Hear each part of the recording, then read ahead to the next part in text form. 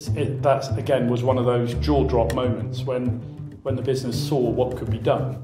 And that's what happens when you can actually develop something so fast within Glide. I mean, just like Cliff said, a year and a half, we got 50 apps.